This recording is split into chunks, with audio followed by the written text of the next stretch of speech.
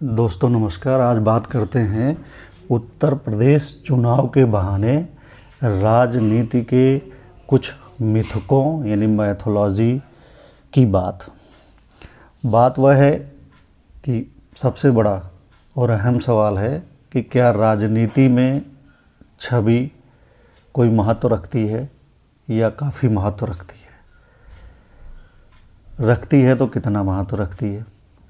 इसके अलावा धारणा क्या जीत हार में कोई भूमिका निभाती है तो इसकी कितनी अहम भूमिका होती है। यानी कि किसी राजनीतिक दल और उसके मुखिया की छवि और उस राजनीतिक दल के प्रति धारणा, इसका चुनाव में जीत हार में क्या भूमिका होती है और कितनी भूमिका होती है, इसी की पड़ताल करेंगे।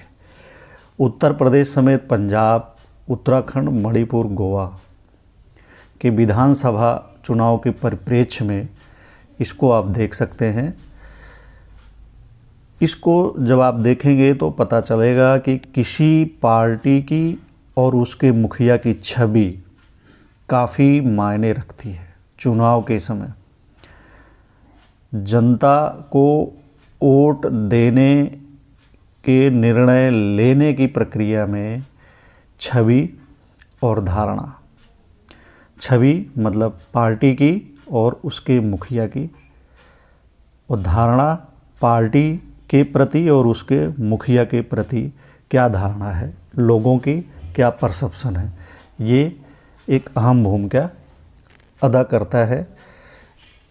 यदि इसके साथ धारणा मतलब छवि के साथ धारणा को मिला दिया जाता है तो जीत हार में इन दोनों की काफ़ी अहम भूमिका हो जाती है। उत्तर प्रदेश की सियासत का विश्लेषण करके देखते हैं इन दोनों मिथकों के आधार पर छवि और धारणा ने कितनी भूमिका निभाई उत्तर प्रदेश के चुनाव में, इसका विश्लेषण करके देखते हैं। पहले बता दें कि उत्तर प्रदेश में भारतीय जनता पार्टी यानी भाजपा दोबारा सत्ता में आ गई है। भाजपा गठबंधन को 273 सीटें मिली हैं 403 सीटों में से। सपा गठबंधन को 125 सीटें मिली हैं 403 सीटों में से। कांग्रेस को 2 और बहुजन समाज पार्टी यानी बसपा को 1 सीट मिली है। 2 सीटें अन्य के खाते में गई हैं, जिनमें से एक कुंडा प्रतापगढ़ से राजा भैया यानी रघुराज प्रताप सिंह जीते हैं और एक आम आदमी पार्टी के खाते में गई है, यानी निर्दलीय कोई नहीं जीता है। ये आम आदमी पार्टी भी एक पार्टी है और रघुराज प्रताप सिंह ने भी अपनी एक पार्टी बना ली है। तो इस तरह 3 पार्टियों को 1-1 सीटें मिली हैं। कांग्रेस को 2 सीटें मिली हैं, बसपा को 1 सीट मिली है, सपा को 125 सीटें और भाजपा गठबंधन को 273 सीटें मिली हैं। सपा गठबंधन को 125 सीटें मिली हैं। सपा के साथ रालोद का गठबंधन है और ओम प्रकाश राजभर की पार्टी का भी गठबंधन है और एक अनुप्रिया पटेल की मां की पार्टी है, उससे भी गठबंधन है। इसी तरह और कई छोटी मोटी पार्टियों का सपा के साथ गठबंधन था। तो वोट प्रतिशत देखा जाए तो भाजपा गठबंधन को 41.3% वोट मिला है, जबकि सपा गठबंधन को 34.90% वोट मिले हैं। कांग्रेस को 2.33% और बसपा को 12.9% वोट मिले हैं। अन्य को 6.75% वोट मिले हैं। ये आंकड़े 10 मार्च देर रात तक के हैं, इसमें कुछ परिवर्तन हो सकता है। फाइनली आंकड़े जब आएंगे तो पूरी डिटेल आप चुनाव आयोग की वेबसाइट पर इसको आप देख सकते हैं, वहाँ से इसको पुष्ट कर सकते हैं। पिछले चुनाव यानी 2017 के विधानसभा चुनाव की अपेक्षा भाजपा गठबंधन की 52 सीटें, 52 सीटें कम हो गई हैं। सपा गठबंधन को 125 सीटें मिली हैं, यानी उसे 71 सीटों का फ़ायदा हुआ है। कांग्रेस की 5 सीटें कम हो गई हैं, यानी पिछली बार उसे 7 मिली थी, इस बार 2 ही मिली हैं, 5 कम हो गई है। जबकि बसपा को 18 सीटों का नुकसान हुआ है। यानी इस चुनाव में सपा गठबंधन को फ़ायदा हुआ है, केवल उसी की सीटें बढ़ी हैं, यानी कि सपा की 71 सीटें बढ़ी हैं। बाकी भाजपा भी दोबारा सत्ता में आई है तो भी उसकी 52 सीटें कम हो गई हैं भाजपा गठबंधन की पिछली बार की अपेक्षा इस बार। यानी कि नुकसान सबको हुआ है, फ़ायदा केवल सपा गठबंधन को हुआ है, उसकी 71 सीटें बढ़ गई हैं, लेकिन वो प्रमुख विपक्षी दल बनकर रह गया, सत्ता में नहीं आया। अब बात करते हैं छवि और धारणा की। तो शुरुआत करते हैं बहुजन समाज पार्टी यानी बसपा से। बसपा को दलितों यानी अनुसूचित जाति जनजाति की पार्टी माना जाता है। यह इसकी छवि है और धारणा भी। धारणा यह है कि बसपा को दलित ही वोट करते हैं, यानी कि दलित जाति के लोग ही बसपा को वोट देते हैं। इसके अलावा बसपा के सत्ता में आने से दलित जातियां उच्च श्रृंखल हो जाती हैं, मतलब अराजक हो जाती है, ऐसी धारणा है। मनमानी करती हैं, गुंडई करती हैं, लोगों का अपमान करती हैं। इसे समाज का प्रभु वर्ग बर्दाश्त नहीं कर पाता है। तो समाज का जो प्रभु वर्ग है यानी सवर्ण जो जातियाँ हैं, उनमें बसपा के प्रति यह परसेप्शन है, यह धारणा है और ये उसके प्रति उनकी एक छवि है। और ये बहुत तरीके से विरोधी पार्टियों ने इसको गढ़ा है और कुछ कुछ उनकी कार्यशैली भी इस धारणा और छवि को बनाने में भूमिका निभाती है। तो जो समाज की जो सवर्ण जातियां हैं, इन्हें कतई नहीं चाहती कि कोई दलित नेता मुख्यमंत्री तो क्या मंत्री भी बन जाए, वो उनको बर्दाश्त नहीं है। इन जातियों के लोग उसी को वोट करते हैं जो इनके कथित और झूठे स्वाभिमान को तुष्ट करता हो। सदियों से जो जातियां इन लोगों की जी हुजूरी करती आई हैं, वह इन्हें नमस्कार भी ना करे तो इसे समाज का जो प्रभु वर्ग है, जो सवर्ण जातियों के लोग हैं, वो कतई स्वीकार नहीं कर पाता है। पिछले 5 सालों में सांड यानी आवारा पशु जब फसलों को चरने लगे तो समाज के इस प्रभु वर्ग ने खेती करना छोड़ दिया। उसने अपने खेतों को बटाई पर दे दिया। बटाई पर लेने वाली जातियां दलित जातियां हैं, जो बटाई पे खेती करते हैं, उसमें से अधिकतर जाति दलित है। इसका मतलब यह कतई नहीं है कि 100% सवर्ण किसानों ने खेती करना छोड़ दिया है या 100% दलित जातियां बटाई पर खेती कर रही हैं। अपवाद होता है और यह एक विश्लेषण है। इसमें अधिकतर लोग शामिल होते हैं। सवर्णों में भी कई की आर्थिक हालत ठीक नहीं होती है, लेकिन उनमें जातीय अहंकार होता है, वह उन्हें बचपन से मिलता है। हालांकि अपवाद बहुत सारे लोग मिल जाएंगे जो कई तरह का नज़रिया रखते हैं, उदारवादी नज़रिया भी रखते हैं और जाति और धर्म से परे भी होते हैं। बहरहाल सवर्ण जातियों के किसान बटाई पर इसलिए खेत दे दिए क्योंकि उन्हें छुट्टा जानवर खरीदने में शर्म आती है या वह छुट्टा जानवर खरीदने में जो मेहनत होती है वह नहीं कर सकते या नहीं करना चाहते हैं। खेती में भी जो श्रम करना पड़ता है वह उससे दूर रहते हैं, नहीं करना चाहते हैं, इसलिए वो उसे बटाई पर देते हैं। वैसे भी ये लोग खेती पर निर्भर नहीं हैं, भले ही असंगठित क्षेत्र में नौकरी कर रहे हैं, लेकिन अधिकतर लोग किसी शहर में कोई ना कोई नौकरी कर रहे होते हैं। घर पर बच्चे या बुजुर्ग होते हैं, ऐसे में खेती करे भी तो कौन करे, फिर सांड जैसे जानवर को खेदे तो कौन खेदे। तो ऐसे में आसान तरीका है कि खेती ही ना की जाए। फिर सम्मान निधि के नाम पर साल में 6,000 रुपये मिल जाते हैं, बटाई से खाने भर का अनाज मिल जाता है। इसके बाद मुफ्त का अनाज मिल गया तो कहने ही क्या, राशन वाला अनाज भी ले लेते हैं।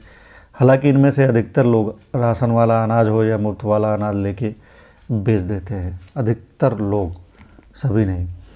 वहीं दलित जातियां मजदूरी और बटाई पर निर्भर हैं। इंदिरा गांधी ने दलित जात के लोगों को, जो भूमिहीन ही थे, उनको पट्टा देके उन्हें भूमि दी, ज़मीन दी, खेती के लायक उन्हें बनाया। इसके बाद इनके पास भी कुछ ज़मीन हो गई, उस पर खेती करते हैं। इस तरह इन्हें भी सम्मान निधि मिल ही जाती है, मुफ्त का अनाज मिल जाता है। उज्ज्वला योजना के तहत इन्हें सिलेंडर मिल गया है। कईयों को पीएम आवास के तहत एक छोटा मोटा कमरा मिल गया, बन गया। मुफ्त का शौचालय जैसा भी है वो बन गया। मनरेगा के तहत मजदूरी मिल जाती है, कुछ काम मिल जाता है। इस तरह इनका भी काम चल जाता है। अब ये लोग खेती में मजदूरी करने वाले, यानी खेतीहर मजदूर नहीं हैं, जो कि पहले हुआ करते थे। यही नहीं, दलित जातियों में भी प्रभु वर्ग बन गया है, विकसित हो गया है। बहुतों को सरकारी नौकरी मिली है, बहुत से पढ़ लिख गए हैं, तो निजी क्षेत्र में भी सम्मानजनक नौकरी कर रहे हैं। ऐसे में उनकी मानसिकता बदली है। उन्हें भी नारे लुभाते हैं, धर्म अच्छा लगता है। बल्कि यदि यह कहा जाए कि ऐसे लोग अधिक धार्मिक हो गए हैं तो गलत भी नहीं होगा। गांव में रामचरितमानस का पाठ, यानी रामायण का पाठ, अखंड पाठ आए दिन दलित जाति के लोग करवाते रहते हैं और इस दौरान वह भोज का भी आयोजन करते हैं। ऐसे में उन्हें श्री राम मंदिर का मामला हो या काशी का कॉरिडोर मामला हो या मथुरा मंदिर विवाद मामला हो, अधिक रुचिकर भी लगता है, लुभाता भी है, और यदि इसके लिए कुछ करना पड़े तो वह उसमें बढ़ चढ़कर भाग भी लेते हैं। इन लोगों के व्हाट्सएप स्टेटस भी देखकर आप इसका अंदाज़ा लगा सकते हैं। बेशक इनकी राजनीतिक चेतना विकसित हुई है, लेकिन वह अपनी जाति तक सीमित नहीं है। बेशक इनकी पहचान से बसपा जुड़ी हुई है, लेकिन ये बसपा के वोटर नहीं रह गए हैं। इनके लिए धर्म पहले हो गया है, यानी धर्म प्राथमिकता में आ गया है। अपनी पहचान अब ये धार्मिक रूप से करना चाहते हैं, ना कि जातीय रूप से। इनके मन में भी मुसलमानों के प्रति वही भावना विकसित हो गई है जो सवर्ण जाति के लोगों के मन में है, या जो उनकी भावना है, वही भावना अब ये भी मुसलमानों के प्रति रखते हैं। ऐसे में बसपा जिस दलित और मुसलमान वोटर के सहारे उभरी थी, वह आधार खत्म हो गया है। कह सकते हैं कि बसपा की ज़मीन खिसक गई है। बसपा की छवि दलित और मुसलमान मतदाताओं के आधार वाली है, लेकिन उसका ये आधार खिसक गया है। हकीकत में बसपा का अपना आधार उसके पास से चला गया है। काशीराम ने जिस पार्टी को इतने संघर्षों से खड़ा किया था, उसे मायावती ने अपने दम पर एक राज्य की सत्ता तक पहुंचा तो दिया, लेकिन यही उसका चरम था। बसपा अवसान पर नहीं, ढलान पर नहीं, बल्कि बिना नींव वाली पार्टी बनकर रह गई है, जो एक तरह से शून्य पर आकर खड़ी हो गई है। उसके नेताओं को इसके बारे में ज़रूर सोचना होगा। इस चुनाव में बसपा अपनी इसी छवि और धारणा के दम पर चुनाव मैदान में थी। भाजपा ने इसी का लाभ उठाया है, लिया है, या उसे उसकी इसी छवि, बसपा की इसी छवि का लाभ मिला है। और पिछले चुनाव में जिस बसपा को 20% वोट मिले थे, इस चुनाव में उसे 12% वोट मिले हैं। यानी कि इस बार उसका जो आधार है और तेज़ी से खिसक कर भाजपा की तरफ चला गया है। अब सपा की बात करते हैं। सपा की छवि और उसके प्रति लोगों की धारणा क्या है और उसको किस तरह गढ़ा और बनाया गया है। याद कीजिए, इस चुनाव में चुनाव से पहले प्रधानमंत्री नरेंद्र मोदी ने एक रैली में ये कहा था कि लाल टोपी खतरे की घंटी है। लाल टोपी सपा वाले लगाते हैं और वो उनका अपना एक प्रतीक चिन्ह है और उस प्रतीक चिन्ह को खतरे की घंटी बताया प्रधानमंत्री नरेंद्र मोदी ने। तो ये एक छवि और परसेप्शन और धारणा गढ़ने की प्रयास था, जिसमें वह पूरे चुनाव के दौरान इसको मजबूती से लोगों में फैलाया। कह सकते हैं किस खतरे की घंटे की बात प्रधानमंत्री कर रहे थे। दरअसल वह इशारा कर रहे थे कि अगर सपा सत्ता में आएगी तो अराजकता बढ़ जाएगी, गुंडई बढ़ जाएगी, बदमाशों की बदमाशी बढ़ जाएगी, आतंक बढ़ जाएगा, बम धमाके होंगे, जगह जगह गोलियां चलेंगी, हत्या बलात्कार और इस टाइप की घटनाएं बढ़ जाएंगी, मतलब शासन नहीं रहेगा। तो इसलिए भाजपा को चुने। तो इस एक वाक्य में उन्होंने इतनी सारी बातें कहने की कोशिश की थी। सपा की यही छवि भाजपा ने पूरे चुनाव में प्रस्तुत की। मुख्यमंत्री योगी आदित्यनाथ अपनी सभाओं में बार बार कहते रहे कि जिस गाड़ी पर सपा का झंडा लगा हो समझ लो उसमें गुंडा बैठा हुआ है, और वो अपनी रैलियों में अंत तक, अंतिम चुनाव की रैलियों तक ये बात कहते रहे हैं कि सपा की जो संवेदना है वह आतंकवादियों, बदमाशों, गुंडों, माफियों के प्रति है, जबकि भाजपा की संवेदना महिलाओं, गरीबों के प्रति है। तो इस तरह की बातें करके वो अपनी और सपा की एक अलग छवि बना और गढ़ रहे थे। पूरे चुनाव में भाजपा के नेताओं ने एक रणनीति के तहत सपा को निशाने पर रखा, जिससे जनता में यह धारणा बने कि मुकाबले में सपा है। जब आप प्रतिद्वंदी की पहचान कर लेते हैं तो उस पर प्रहार करना आसान हो जाता है। जनता में यह आम धारणा बना दी गई है कि सपा यादवों की पार्टी है। भाजपा के नेता अपनी सभाओं में ये बार बार कहते रहे कि सपा जाति विशेष की पार्टी है। कुल मिलाकर सपा की छवि जाति विशेष और परिवारवादी पार्टी की बनाई गई। यह धारणा बना दी गई कि सपा यदि सत्ता में आई तो यादवों की अराजकता बढ़ जाएगी, गुंडई बढ़ जाएगी, बहन बेटियां सुरक्षित हो जाएंगी और मुसलमान अराजक हो जाएंगे, आतंकवाद बढ़ेगा, आतंकी बढ़ जाएंगे, गुंडई करेंगे, क्योंकि सपा मुसलमानों की पोषक है। वहाँ आजम खान है, मुख्तार अंसारी हैं, मुसलमान आतंकी होता है, माफिया होता है, धर्मी होता है। यह सब धारणा जनता में बनाई गई। समाज का प्रभु वर्ग यही चाहता है, उसकी भी धारणा यही है कि सपा यादवों की पार्टी है और यादव पिछड़े हैं, तो ब्राह्मणों, ठाकुरों, बनियों, कायस्थों को बिल्कुल भी ये स्वीकार नहीं है। जिस तरह दलितों को ये स्वीकार नहीं करते ये उसी तरह पिछड़ों को भी स्वीकार नहीं करते या उन्हें अपने बराबर का इंसान भी नहीं समझते हैं। इसके अलावा सपा ने जिन दलों से गठबंधन किया वह भी जाति विशेष वाले रहे। उन जातियों को भी ये प्रभु वर्ग जो सवर्ण वर्ग है, सवर्ण वर्ग के लोग हैं, वह पसंद नहीं करते हैं। यह उनकी गलती नहीं है, सदियों से यही होता रहा है और अब उनके डीएनए में एक तरह से यह समा गया है। वह नहीं बर्दाश्त कर सकते। बाकी यह कहना कि जाति खत्म हो गई है, इसका कोई मायने नहीं है, ना ही जाति खत्म हुई है। यह सब बकवास बातें हैं। भाजपा की जीत का श्रेय ही जातियों को जाता है।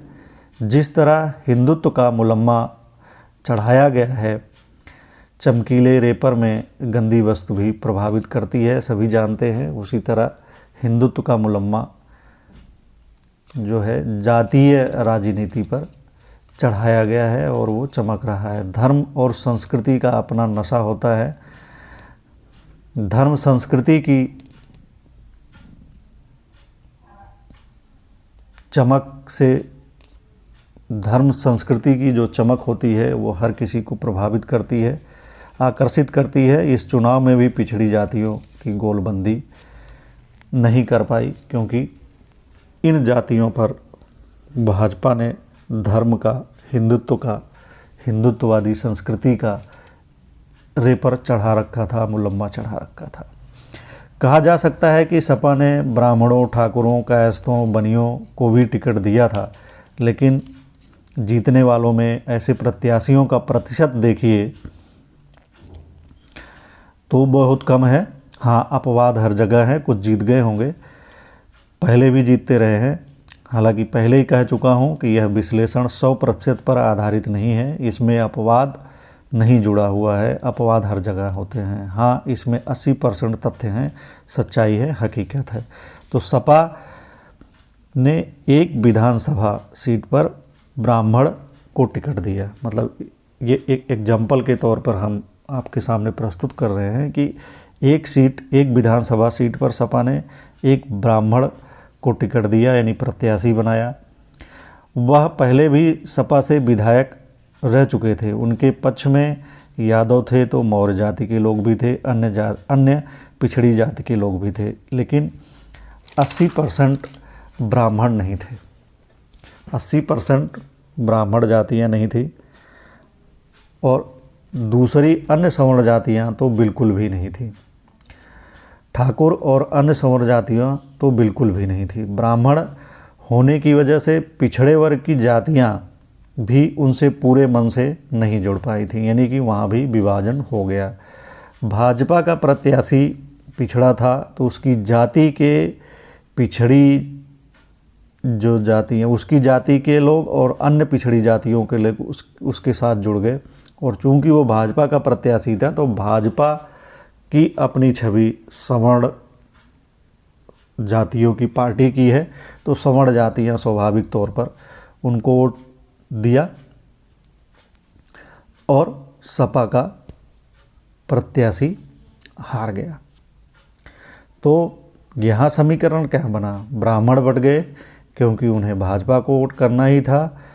अन्य सवर्ण जातियाँ सपा को वोट करती नहीं क्योंकि उन्हें भाजपा को वोट करना था। बेशक उसका प्रत्याशी पिछड़ा था, लेकिन वोट उन्हें भाजपा को करना था, पार्टी को करना था। पिछड़े बट गए क्योंकि भाजपा का प्रत्याशी पिछड़ा था, वह जाति पे चले गए, वह अपनी पार्टी की छवि वाली, जो उनकी जाति की छवि वाली पार्टी है वहाँ नहीं गए, वो अपनी जाति के प्रत्याशी पे चले गए। दलित जातियाँ बट गईं क्योंकि भाजपा के साथ धर्म का झंडा था, नतीजा भाजपा का प्रत्याशी जीत गया और सपा का हार गया। सवाल, ऐसा क्यों हुआ? उत्तर, सपा की छवि और धारणा की वजह से।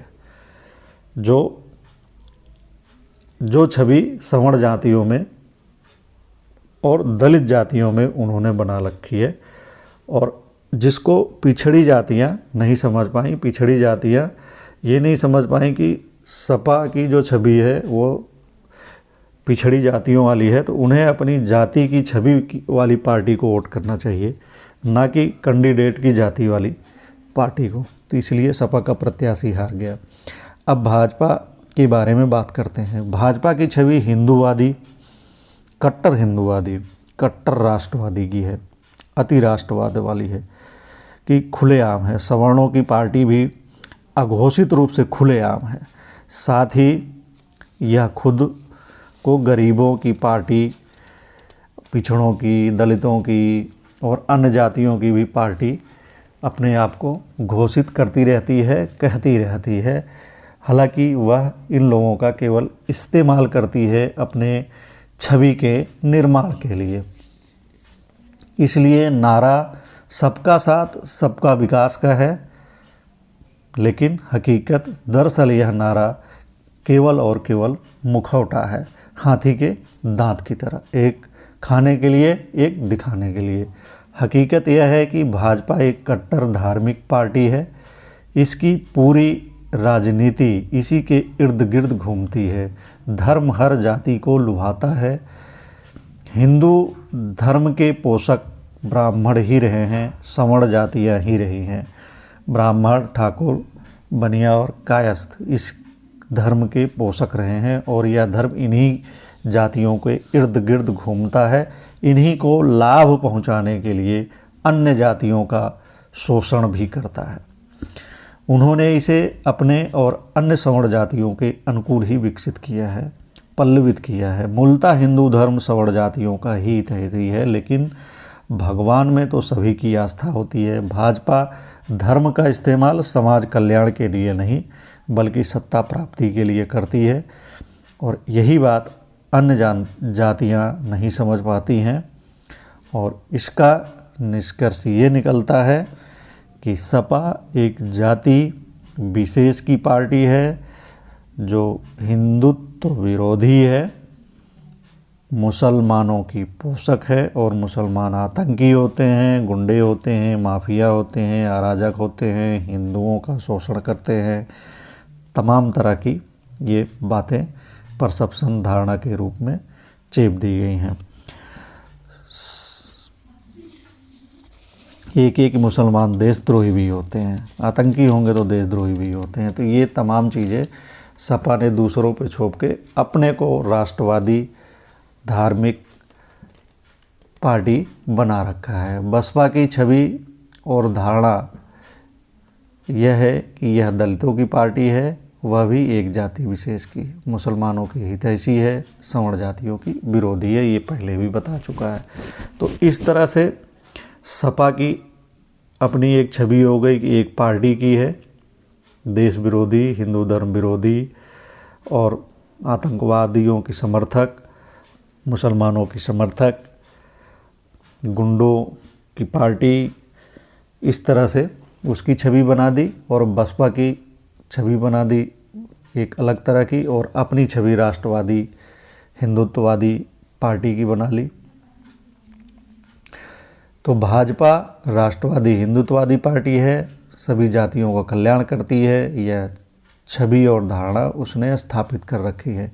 इस चुनाव में यही बातें उसने प्रसारित की और सत्ता हासिल कर ली। अब बात करते हैं कांग्रेस की। कांग्रेस की छवि और धारणा यह थी कि इसमें ना नेता है ना संगठन। इस चुनाव में ये एक छवि और परसेप्शन धारणा काम कर रही थी। और उसके बाद इसे यह भी बताया गया है कि यह परिवारवादी पार्टी है। आज़ादी के बाद से इसने कुछ नहीं किया है। इसके नेता भ्रष्टाचारी हैं, धर्म विरोधी हैं। पंडित जवाहरलाल नेहरू की छवि को बिगाड़कर, भ्रष्ट करके, ध्वस्त करके यह धारणा बना दी गई कि कांग्रेस पार्टी देश को नुकसान किया है। हालांकि इस चुनाव में प्रियंका गांधी ने काफ़ी मेहनत की। उन्होंने धारणा और छवि बदलने की कोशिश की और एक अलग छवि बनाने की भी कोशिश की, जिसमें वो काफ़ी हद तक सफल रही, लेकिन वो वोट में परिवर्तित नहीं हो पाई क्योंकि वो उसके लिए पर्याप्त समय नहीं था, या ये कहा जाए कि कम समय में ये सब चीज़ें नहीं बदली जा सकती हैं। लेकिन उन्हें कामयाबी नहीं मिली क्योंकि समय बहुत कम समय में उन्होंने अधिक पाने का प्रयास किया। बेशक कांग्रेस को पिछले चुनाव के मुकाबले 5 सीट और करीब 5% वोट का नुकसान हुआ है, लेकिन कांग्रेस की छवि पहले की अपेक्षा बेहतर हुई है, धारणा भी बदली है। कामयाबी के लिए कांग्रेस नेताओं को लगातार इस तरह का संघर्ष करता रहने पड़ेगा, आंदोलन करता रहने पड़ेगा। नंबर 1, उसे सड़क पर उतरना होगा। नंबर 2, उसे हर जाति का नेता तैयार करना होगा, यानी कि पार्टी में समाज में जितनी जातियां हैं उन जातियों का अलग अलग एक नेता खड़ा करना होगा, उसे मंच देना होगा। उसे यह समझना पड़ेगा कि धर्मनिरपेक्षता का मतलब क्या है, धर्मनिरपेक्षता को बोलने, कहने या अपनाने में डरना नहीं होगा। ये बताना पड़ेगा कि धर्मनिरपेक्ष होना अधर्मी होना नहीं है, बल्कि धार्मिक जो कट्टरपंथी हैं उनका विरोध करना है, धार्मिक कट्टरता का विरोध करना है, और कहीं से भी किसी भी धर्म की कट्टरता का समर्थन करना नहीं है। समरसता की राजनीति का मतलब है कट्टरपंथी से दूर रहना, चाहे वह किसी भी धर्म के हों, और धर्म निरपेक्षता का यही मतलब है कि किसी भी धर्म के कट्टरपंथी से दूर रहा जाए। सबसे बड़ी बात, जो चरित्र लोकतंत्र के पर्दे पर नहीं दिखते हैं वह हैं धन्या सेठ यानी पैसे वाले यानी पूंजीपति, और दूसरे वैश्विक दादा। वैश्विक दादा में अमेरिका, रूस और अब चीन को भी शामिल किया जा सकता है। ये आज के वैश्विक दादा हैं और किसी भी देश, दुनिया के किसी भी देश की राजनीति को ये प्रभावित करते रहते हैं समय समय पर।